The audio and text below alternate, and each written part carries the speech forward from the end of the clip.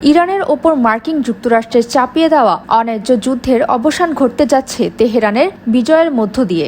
দীর্ঘ সংঘাত ও ওয়াশিংটনের নানামুখী অবরোধ ব্যর্থ করে দিয়ে অবশেষে ইরানের শর্ত মেনেই একটি শান্তি চুক্তির খসড়া চূড়ান্ত করতে বাধ্য হয়েছে হোয়াইট হাউস।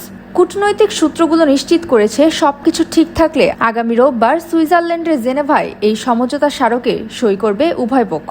মার্কিন প্রেসিডেন্ট ডোনাল্ড ট্রাম্প যে পারমাণবিক কর্মসূচির অজুহাত তুলে ইরানের ওপর যুদ্ধ ও অর্থনৈতিক নিষেধাজ্ঞা চাপিয়ে দিয়েছিলেন, সেই নীতিতে ওয়াশিংটন চরমভাবে ব্যর্থ হয়েছে।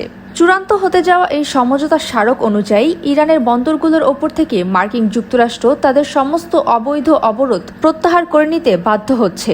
একই সাথে আন্তর্জাতিক বাণিজ্যের অন্যতম প্রধান রুট হরমুজ প্রণালী পুনরায় উন্মুক্ত করার বিষয়েও সমঝোতা হয়েছে, যা বিশ্বমঞ্চকে আমেরিকার একমুখী আধিপত্যের বড় পরাজয় হিসেবে দেখা হচ্ছে।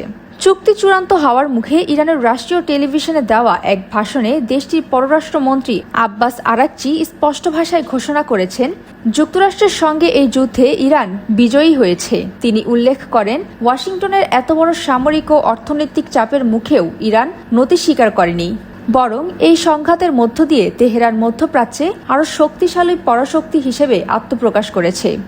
সুমাইয়া ফারাজি, ইন্টারন্যাশনাল ডেস্ক, দৈনিক আর নিউজ।